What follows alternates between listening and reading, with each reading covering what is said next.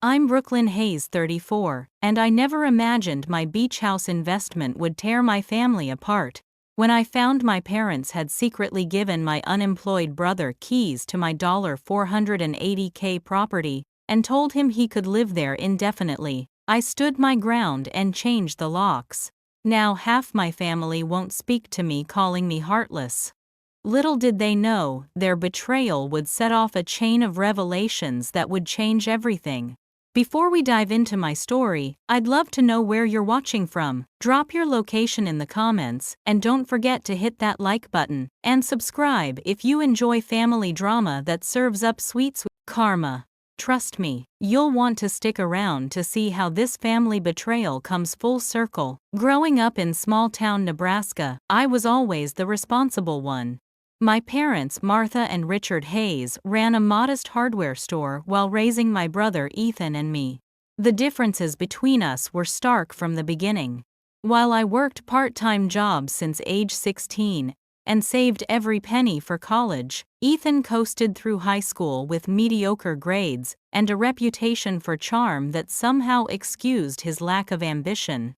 "Ethan's just finding his path," Mom would say whenever I expressed frustration at how they enabled him. "Not everyone can be driven like you, Brooklyn." This pattern continued into adulthood. I put myself through state university with scholarships and part-time jobs, graduating with a business degree and minimal debt. Meanwhile, Ethan dropped out of community college after 3 semesters, with my parents covering his tuition and apartment costs. When he lost his 3rd retail job in 2 years, they let him move back home at 23, where he remained intermittently for the next decade, between brief stints of independence that inevitably collapsed. Despite the family dynamics, I focused on building my career. After college, I landed an entry-level marketing position at a tech startup in Austin. The hours were brutal, 60-hour weeks minimum, but I thrived on the challenge. Within 4 years, I'd been promoted to senior marketing director, overseeing a team of 15 and managing million-dollar campaigns. When the company was acquired by a larger corporation, my stock options paid out unexpectedly well. Suddenly at 32, I found myself with a substantial windfall, just over $500,000 after taxes. Friends suggested exotic vacations or luxury purchases, but I had always dreamed of having a place near the ocean. After careful research, I found a slightly outdated but structurally sound beach house in a quiet Gulf Coast community in Florida. At $480,000, it required nearly all my windfall, but property values in the area were rising steadily. It wasn't just a dream home. It was an investment in my future. I spent weekends and vacation days renovating, learning to tile paint, and even some basic plumbing repairs from online tutorials. My hands were perpetually rough from work, but watching the house transform gave me immense satisfaction. I created a cozy primary bedroom suite with French doors opening to a small private deck overlooking the water. The kitchen, once dark and dated, now featured white cabinets, blue subway tile, and windows that captured the morning light. Every corner reflected my taste and labor. During this time, Ethan's situation worsened. At 33, he lost his apartment after being laid off from his latest job as a sales associate at an electronics store. My parents, now in their mid-60s and semi-retired, once again welcomed him home, converting their basement into what they called his temporary apartment. "He just needs a little time to get back on his feet," Dad assured me during our monthly video calls, though the strain in his voice betrayed his concern. Mom, always Ethan's fiercest defender, changed the subject whenever I asked about his job prospects. I invited my parents to visit the beach house once renovations were complete. They spent a week with me that spring, and I loved watching them enjoy morning coffee on the deck, listening to waves crash against the shore. "This place is heaven, Brooklyn," Mom said, eyes scanning the horizon. "You've done so well for yourself. We're proud of you, kiddo," Dad added, squeezing my shoulder. I basked in their approval, feeling like the family dynamics were finally balancing. What I didn't realize was that their pride in my achievement would soon transform into expectation, specifically the expectation that my success should naturally extend to solving Ethan's problems. The call came 3 months later, just as I was settling into using the beach house as my weekend retreat, while maintaining my apartment in Austin for work. Mom's voice sounded unusually excited. "We've figured out the perfect solution for everyone," she announced. "Your dad and I have been talking and we think Ethan should move into your beach house. You're only there occasionally and he needs a fresh start away from the influences here. Just for a year or so until he finds his feet." I felt my stomach drop, the familiar weight of family expectation settling in. But this time the stakes were different. This wasn't about lending Ethan money or helping with a job reference. This was about my hard-earned investment, my personal sanctuary. For once, I wasn't willing to be the responsible sibling who sacrificed for the family's peace. What happened next would expose decades of family dynamics and set us on a collision course that none of us saw coming. 6 weeks after my mother's suggestion, which I had firmly but politely declined, I arrived at my beach house for a long weekend, exhausted from a particularly demanding project at work. The drive from Austin had been grueling, made worse by unexpected rain that slowed traffic to a crawl. All I wanted was to fall asleep to the sound of waves, something I'd been looking forward to all week. As I pulled into the driveway at nearly midnight, I noticed lights on inside the house. My first thought was that I'd forgotten to turn them off during my last visit, but then I saw an unfamiliar truck parked in the carport. Alarm bells rang in my head as I approached cautiously, phone in hand, ready to call the police. When I unlocked the front door and stepped inside, the smell hit me first: pizza boxes, unwashed dishes, and beer. The living room I'd meticulously decorated was strewn with gaming equipment, empty energy drink cans, and clothes. On my custom-made sofa lay Ethan asleep, an open bag of chips spilling onto the floor. "Ethan!" I shouted, shock quickly morphing into rage. "What the hell are you doing here?" He startled awake, eyes widening when he saw me. "Brooklyn, you didn't say you were coming this weekend. It's my house. I don't need to announce my arrival," I snapped. "How did you even get in here?" Ethan sat up, rubbing his eyes. "Mom and Dad gave me the spare key you left with them for emergencies. They said we talked about this, that I could stay here while getting back on my feet." The betrayal hit me like a physical blow. My parents had deliberately misrepresented our conversation, making it sound like I'd agreed to their plan when I had explicitly rejected it. They had then given Ethan the emergency key I'd trusted them with, all without my knowledge or consent. "How long have you been here?" I demanded, surveying the damage to my once pristine space. "About 3 weeks," he admitted. "Mom and Dad helped me move in. I thought you knew." I immediately called my parents despite the late hour. Dad answered, his voice groggy. "What were you thinking?" I asked without preamble. "You gave Ethan my emergency key after I specifically said he couldn't live here." "Now Brooklyn," he began in that placating tone I'd heard all my life. "We thought you'd come around once you saw how well it was working out. Ethan needed a fresh start, and you have all this space you barely use. That's not your decision to make." I could hear my voice rising but couldn't control it. "This is my property, my investment, not a family resource." Mom took the phone. "Honestly, Brooklyn, I'm disappointed in your selfishness. Your brother is struggling and you have the means to help but refuse. What kind of family values did we raise you with?" The conversation deteriorated from there, with accusations of my heartlessness and reminders of times Ethan had been there for me, examples I struggled to recall. By the time I hung up, I was shaking with anger and a deep sense of violation. I turned to Ethan, who had been pretending not to listen. "You need to leave. Now." "It's midnight," he protested. "Where am I supposed to go? A hotel?" "Your truck." "I don't care. This is breaking and entering.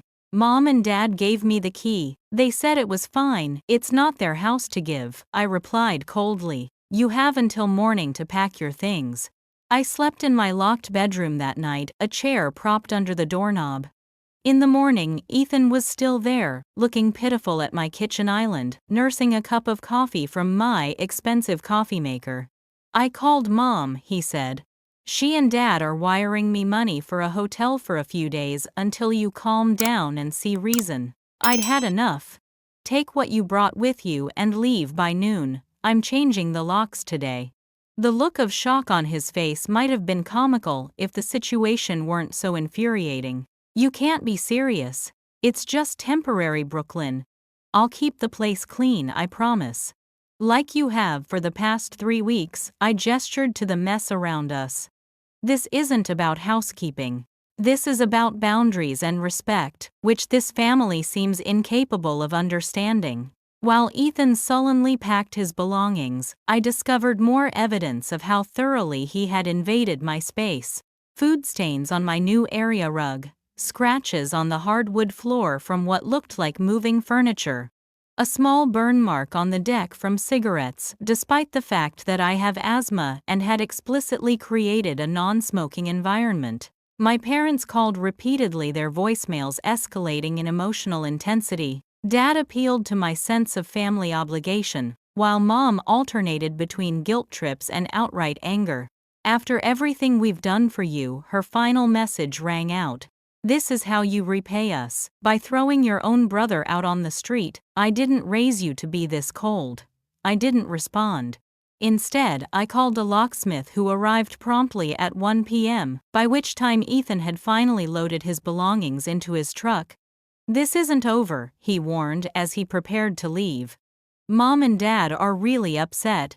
You're breaking their hearts." "You all broke my trust," I replied simply. "Actions have consequences." As the locksmith worked, I sat on my deck, staring at the ocean and wondering how my family could so easily disregard my boundaries.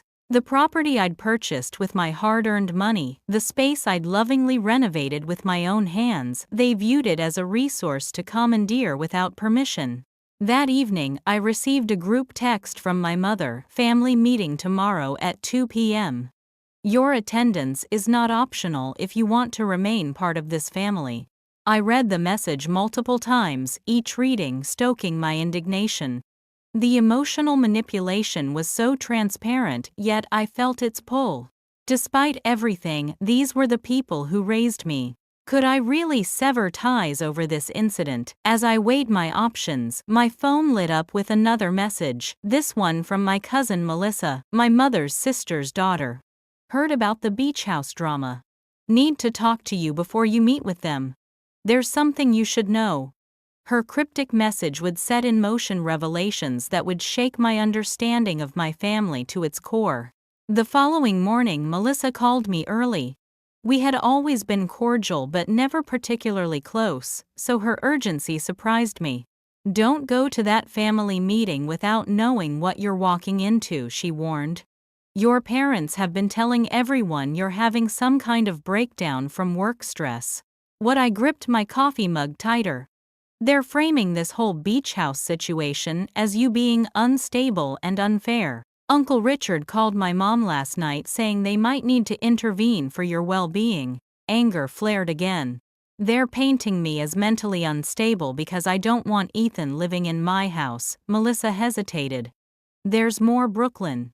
I've debated telling you this for years, but seeing how they're manipulating this situation, you deserve to know." What she revealed next sent my world spinning. 15 years ago, when I was in college, my maternal grandmother had passed away. She had always been particularly fond of me, appreciating my work ethic and determination that mirrored her own as a young woman. What I hadn't known was that she had left me a significant inheritance, nearly $100,000, earmarked specifically for my education and future. "Your parents never told you," Melissa continued, her voice gentle. "Aunt Martha convinced my mom it would be better for the family if the money was used for everyone. She said you were doing fine with scholarships and they needed it more." The implications hit me like a physical blow. They used my inheritance for what? From what my mom let slip over the years. mostly to cover the family's financial shortfalls. Uncle Richard's hardware store was struggling, and a significant portion went to Ethan's repeated attempts at college and his apartment costs. I sat in stunned silence, pieces of the past rearranging themselves in my mind. The years I'd worked multiple jobs to make ends meet. The student loans I was still paying off. The vacations my parents and Ethan had taken while I was too busy working to join them. "I'm so sorry," Melissa said into the silence. "Mom swore me to secrecy, but this beach house situation crossed a line. They can't keep taking from you, Brooklyn." After thanking Melissa, I sat on my deck for hours watching waves crash against the shore while my mind processed this betrayal. Not only had my parents misappropriated an inheritance meant specifically for me, but they'd hidden it for 15 years, while watching me struggle financially, all while continuing to enable Ethan. By the time I arrived at my parents' house for the family meeting, my emotional turmoil had crystallized into cold determination. I found my parents and Ethan sitting in the living room, faces solemn as if attending a funeral. "Brooklyn," Mom began, "we're here because we're concerned about your recent behavior." "Let's talk about behavior," I interrupted. "Let's talk about how you gave away my emergency key against my explicit wishes. Or how about we discuss my grandmother's inheritance that you never told me about?" The color drained from both my parents' faces. Ethan looked confused, clearly not privy to this particular family secret. "Who told you about that?" Dad demanded. "Does it matter? It's true, isn't it?" Mom recovered first, her expression hardening. "Your grandmother wouldn't have wanted you to be selfish with that money. We made decisions that benefited the whole family. It wasn't yours to decide." My voice rose despite my determination to stay calm. "That was my inheritance, specifically left to me. We're your parents," Dad countered. "We decided what was best at the time." Best for whom? Certainly not for me. I worked 3 jobs while carrying a full course load. I graduated with debt that I just finished paying off last year. Meanwhile, you funded Ethan's multiple failed attempts at college and who knows what else. Ethan shifted uncomfortably. "I didn't know about any inheritance, Brooklyn." "Of course you didn't," I said, not unkindly. This betrayal wasn't his doing, though he had benefited from it. Our parents have been managing their preferred narrative for years. Mom stood up, hands on hips. "We did what we thought was right. The family needed that money more than you did.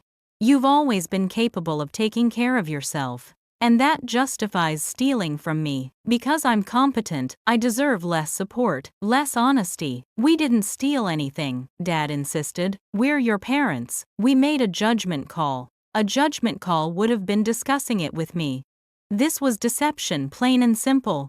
The argument circled for nearly an hour, my parents alternating between defensive justification and emotional manipulation. Ethan mostly stayed silent, looking increasingly uncomfortable as family secrets spilled into the open. "And now," I finally said, "you've escalated from hiding my inheritance to actively giving away my property without permission. Where does it end?" "You're blowing this out of proportion," Mom insisted.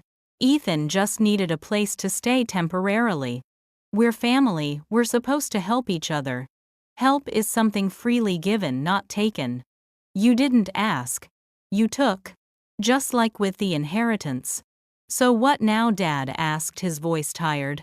"You're going to hold a grudge forever, tear the family apart over money and property." I looked at them, these people who had raised me, yet betrayed me so fundamentally, and felt an unexpected calm. This isn't about money or property. It's about respect, honesty, and boundaries, none of which seem to exist in this family when it comes to me. I turned to leave, but Mom grabbed my arm. "If you walk out that door, Brooklyn, you're choosing material things over family. Is that really who you want to be?" I gently removed her hand. "I'm choosing self-respect over continued exploitation. You should ask yourselves who you want to be, parents who support both their children equally, or ones who take from one to perpetually rescue the other." As I drove away from my childhood home, I felt both hollow and somehow lighter. The family mythology I'd accepted all my life, that I was the strong one who didn't need support, while Ethan was the fragile one, who had been exposed for the convenient narrative it was. My phone buzzed with text messages from both parents, ranging from angry accusations to tearful pleas to talk this through. I silenced the notifications, needing space to process everything. One message, however, caught my attention from Ethan. I had no idea about the inheritance. Can we talk, just us? His request would lead to an unexpected alliance and revelations that would further unravel our family's tangled web of secrets. 2 days after the explosive family meeting, I agreed to meet Ethan at a neutral location, a coffee shop halfway between my beach house and our parents' home. I arrived early, selecting a table in the corner that offered some privacy. When Ethan walked in, I barely recognized him. The confident swagger was gone, replaced by slumped shoulders and shadows under his eyes. "Thanks for meeting me," he said, sliding into the chair across from me. I nodded, unsure where to begin. The anger I felt was directed primarily at our parents, but Ethan had been complicit in the beach house situation, even if he claimed ignorance about the inheritance. "I've been doing a lot of thinking," he started, fidgeting with a napkin. "I owe you an apology. I should have called you directly about the beach house instead of taking Mom and Dad's word that you were okay with it." The admission surprised me. Ethan rarely acknowledged wrongdoing. "Yes, you should have. It's just..." He hesitated. "They've always handled things between us, you know. They tell me what you're up to, what you'd be okay with. I guess I never questioned it." I studied him, seeing glimpses of the little brother I'd grown up with before our parents' differential treatment had created a chasm between us. "What else have they told you about me?" Ethan looked uncomfortable. "That you resent me, that you think I'm lazy and worthless, that you'd cut me out of your life entirely if they didn't keep playing mediator." My jaw dropped. "That's absolutely not true. I've been frustrated by their enabling, yes, but I've never wanted to cut you out."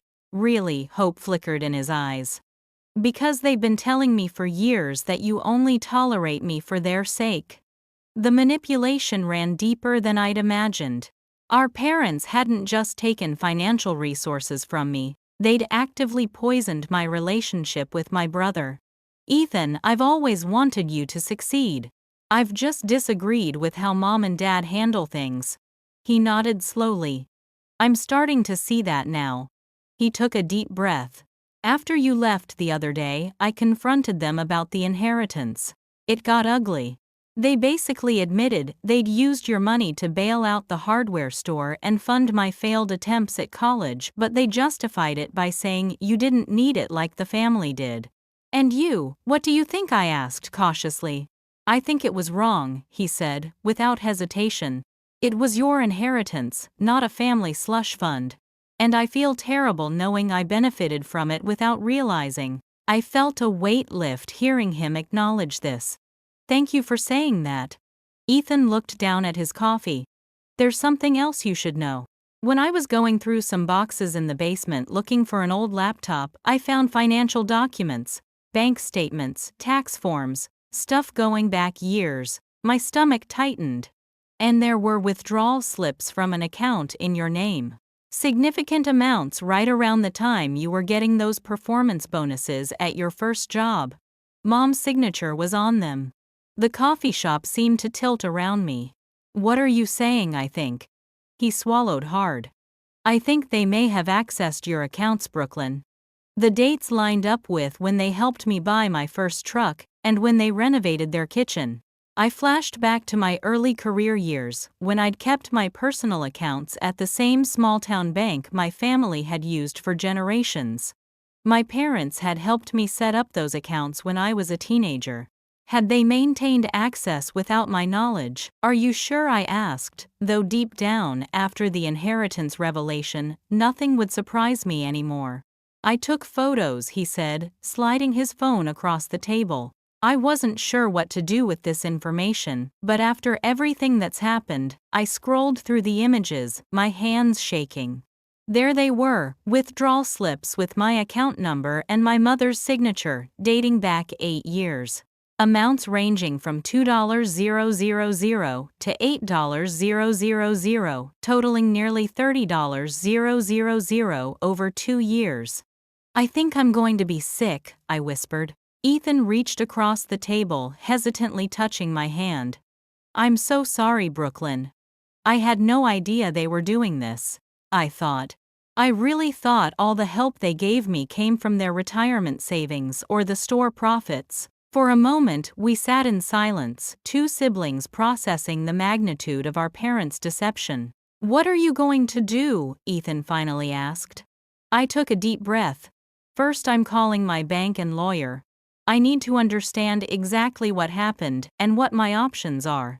He nodded. That makes sense.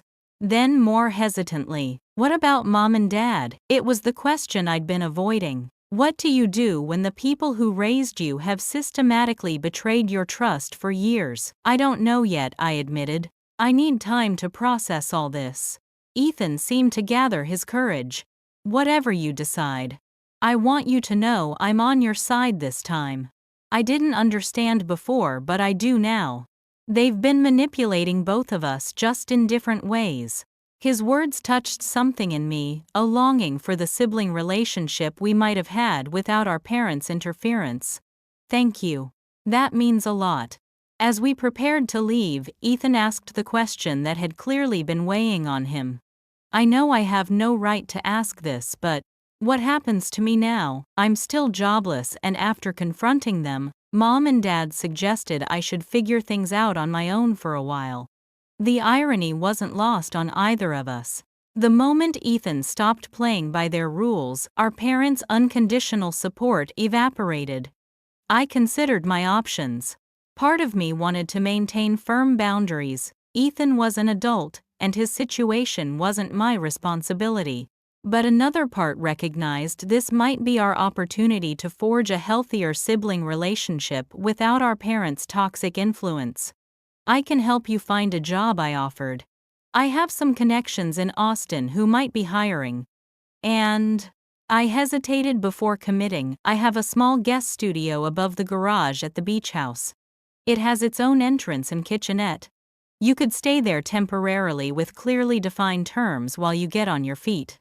The hope that lit up his face made something twist in my chest.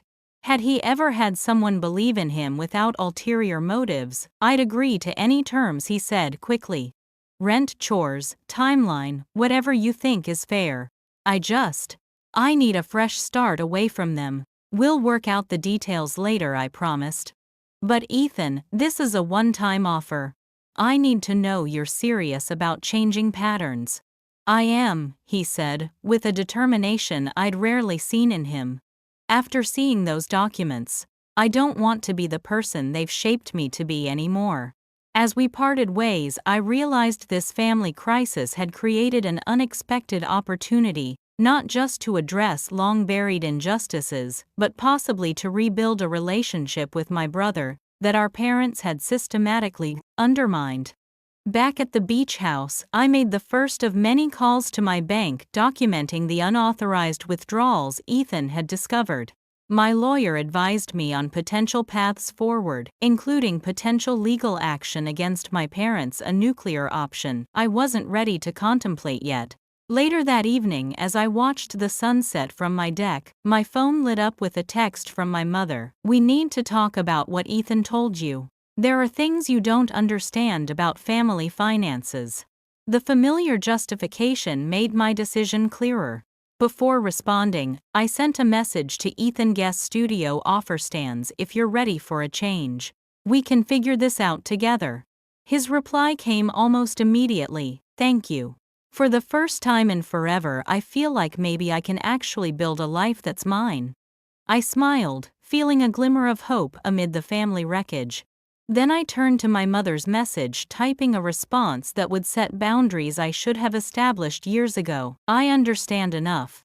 From now on, my finances and property are off limits. We can discuss a path forward when you're ready to acknowledge what you've done. As I hit send, I realized something profound had shifted. The family dynamics that had defined my entire life were permanently altered. Whether that led to healing or permanent estrangement would depend on choices we all made in the coming days and on revelations still to come. Hey everyone! This story is taking some intense turns, isn't it? If you're enjoying this family drama so far, please hit that like button and subscribe to catch more stories like this. I'd love to know what you think about Brooklyn's situation. Would you have offered to help Ethan after everything that happened? Let me know in the comments below. Now let's get back to the story and see what happens next. The week following my coffee shop meeting with Ethan was a blur of legal consultations and financial investigations. My lawyer Denise, a sharp-minded woman in her 50s with a no-nonsense approach, laid out the evidence Ethan had provided along with bank records I'd managed to obtain. The unauthorized withdrawals are clear-cut, she explained, tapping the documents spread across her desk. Your mother's signature on these withdrawal slips constitutes fraud, especially since you were an adult at the time and never authorized her as a signatory after age 18. What about the inheritance? I asked.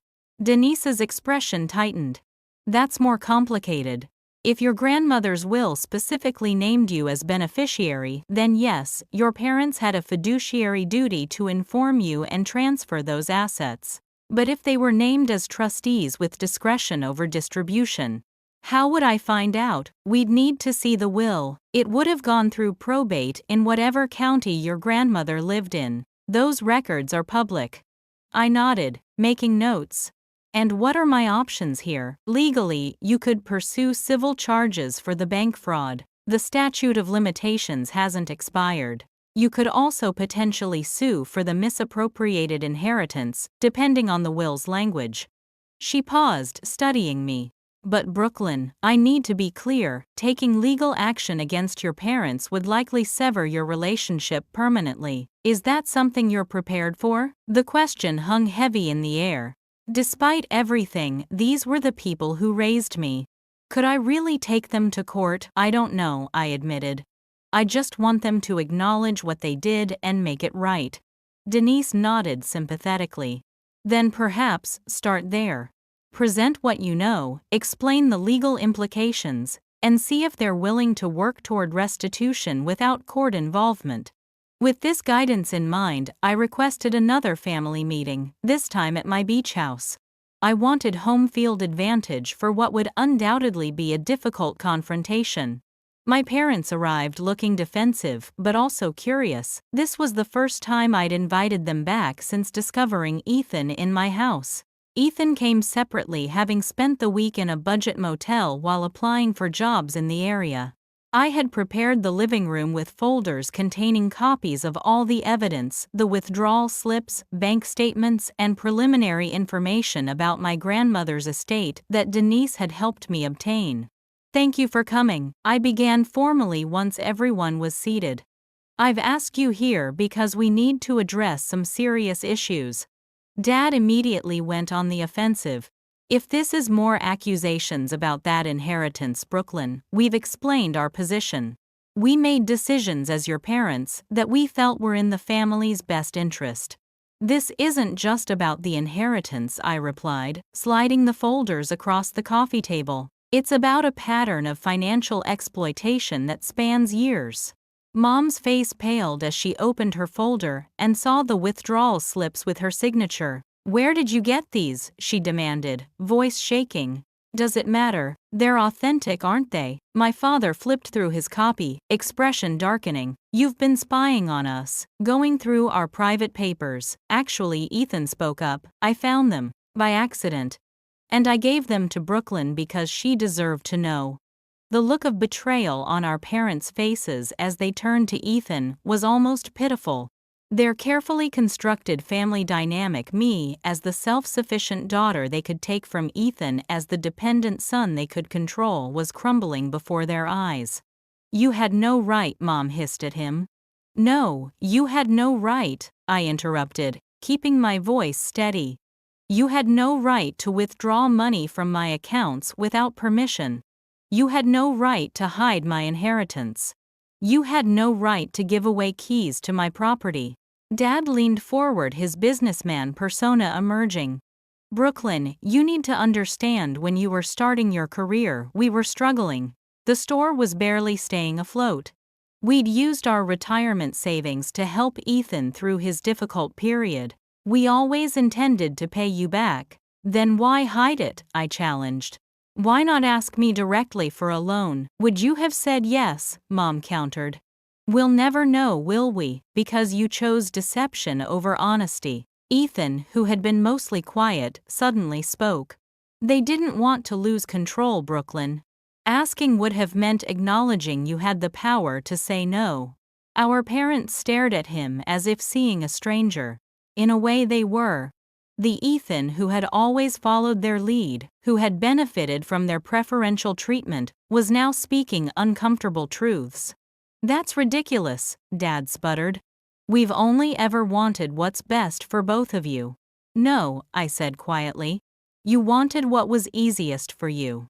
Maintaining the narrative that I'm completely self-sufficient and Ethan needs constant rescue was convenient. It let you focus all your emotional energy on him while treating me like a resource to be tapped when needed. Mom's eyes filled with tears. That's so unfair. We're proud of you, Brooklyn. We've always been proud of how capable you are. Proud enough to steal from me, to hide what was rightfully mine. A heavy silence fell. Finally, Dad asked, "What do you want from us?" I took a deep breath. First, acknowledgement. I need you both to admit what you did was wrong, legally and morally. Second, restitution. I've calculated the total amount taken from me without consent, the bank withdrawals, the inheritance based on probate records plus interest. It comes to approximately $175,000. That's impossible, Dad exclaimed. We don't have that kind of money. You have the house, the store, retirement accounts, I pointed out. You could take out a home equity loan or sell the business. You'd make your parents sell their home, Mom asked incredulously. After everything we've done for you, I'm not forcing anything, I clarified. I'm giving you options before involving the courts. My lawyer believes we have a strong case for civil fraud. The mention of legal action transformed the atmosphere in the room. Dad's face flushed with anger, but there was fear in his eyes too. Mom began to cry in earnest, her shoulders shaking. You would sue your own parents, she sobbed. What would people think? I'm more concerned with what's right than what people would think, I replied. And I'm giving you the opportunity to make this right without legal action. The choice is yours. Ethan, who had been watching this exchange intently, suddenly stood up. There's another option, he said. I could testify about how they've systematically favored me while taking advantage of Brooklyn. About all the conversations where they justified using her money because she doesn't really need it. He turned to our parents. Is that what you want? For me to detail every manipulative thing you've ever said about her in court? The color drained from both their faces. The threat of public exposure seemed to affect them more than the legal implications. Dad cleared his throat. We need time to discuss this privately. You have 1 week, I said firmly. After that, I'm moving forward with legal proceedings. As they left, Mom paused at the door. I don't even recognize you anymore, Brooklyn. The daughter I raised would never do this to her family. I met her gaze steadily. The mother I thought I had would never have stolen from her daughter. I guess we're both disappointed. 5 days after our confrontation, my parents requested another meeting. They arrived at the beach house looking defeated, carrying a thick envelope and avoiding eye contact. We've made a decision, Dad began, his voice lacking its usual authority. We're selling the hardware store. The business has been struggling for years anyway, and there's a regional chain interested in the location. Mom, uncharacteristically subdued, added. The sale should cover most of what we took from you. She struggled to acknowledge it directly, but it was progress. We'll sign an agreement acknowledging the debt and establishing a payment plan for the remainder. Dad continued sliding the envelope across the table. Inside was a cashier's check for $50,000, a down payment of sorts, along with a signed statement they'd clearly had drafted by their own lawyer. I reviewed the documents carefully. "This is a start," I acknowledged. "I'll have my lawyer look it over." "Is that really necessary?" Mom asked, her tone slipping back into defensiveness. "We're your parents, Brooklyn. At some point, trust has to factor in." I couldn't help but laugh, though there was no humor in it. Trust? After decades of deception, you've lost the privilege of blind trust. Dad put a restraining hand on Mom's arm before she could escalate. "That's fair," he conceded. "We've broken your trust repeatedly. We'll comply with whatever legal safeguards you need." His admission surprised me. This was the first genuine acknowledgement of wrongdoing I'd heard from either of them. As we finalized the details, I noticed they'd avoided any mention of Ethan. "Have you spoken to your son recently?" I asked pointedly. They exchanged uncomfortable glances. "He's not returning our calls," Mom admitted. "He says he needs space to reevaluate our relationship." The irony wasn't lost on any of us. Ethan, the perpetual recipient of their support and attention, was now establishing boundaries, while I, the supposedly independent one, was forcing a reckoning. "He's staying in the studio above my garage for now," I informed them. "He's got 3 job interviews this week, and is attending financial literacy workshops at the community college." "You're helping him?" Dad asked, confusion evident. "After everything that happened, I'm giving him an opportunity to help himself with clear boundaries and expectations. Something you never did." This revelation seemed to affect them more deeply than the financial settlement. The idea that I could have a supportive relationship with Ethan, independent of their control, challenged their entire family narrative.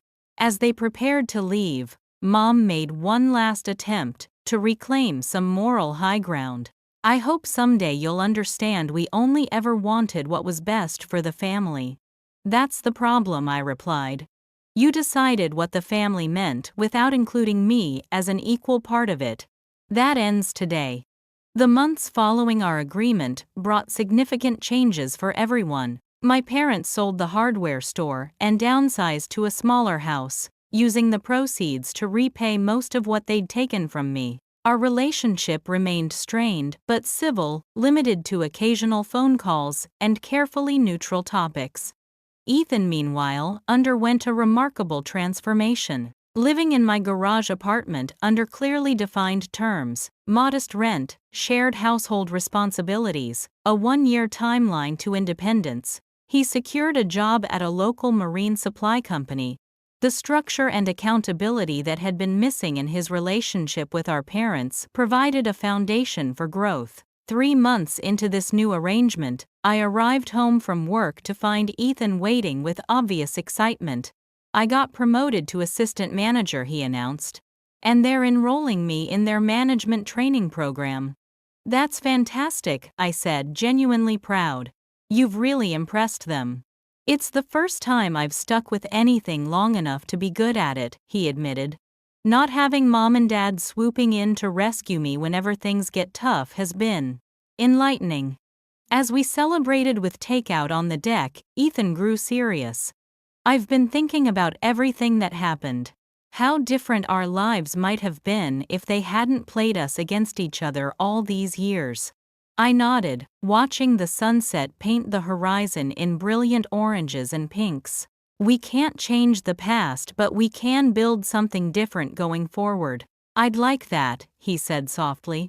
"A real sibling relationship without them in the middle." That evening marked a turning point in our journey toward healing, not as a traditional family unit, but as 2 siblings forging a healthier connection based on mutual respect. 1 year after the beach house confrontation, Ethan moved into his own apartment near the marina, where he now worked as a full department manager.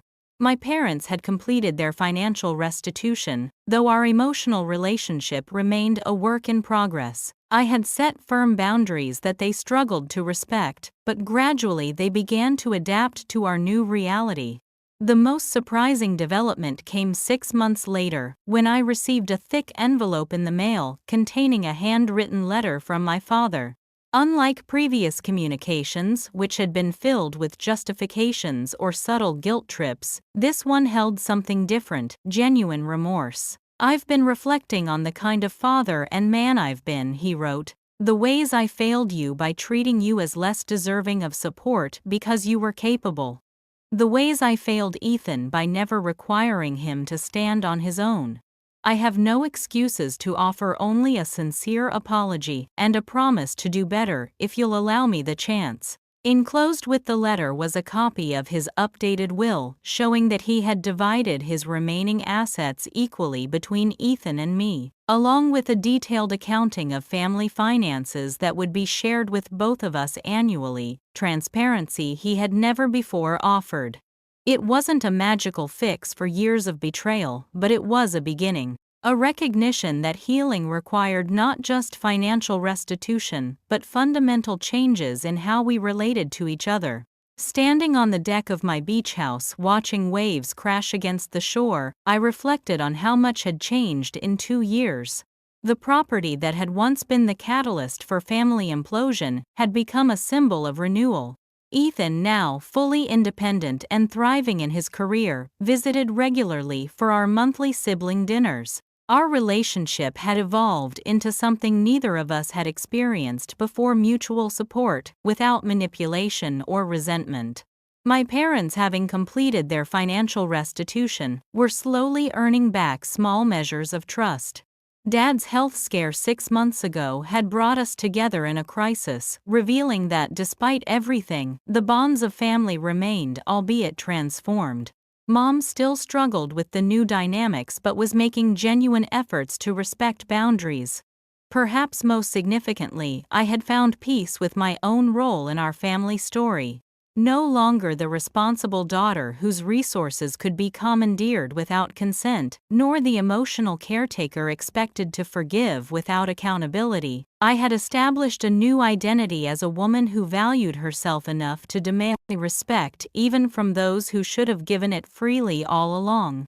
Last weekend, during a rare family gathering at a neutral restaurant location, my mother had surprised everyone by raising her glass in a toast. "To Brooklyn," she said, voice wavering slightly, "who had the courage to break patterns that needed breaking. We're still learning, but we're grateful." The acknowledgement, coming from the person who had once called me heartless for defending my boundaries, felt like closure of a sort.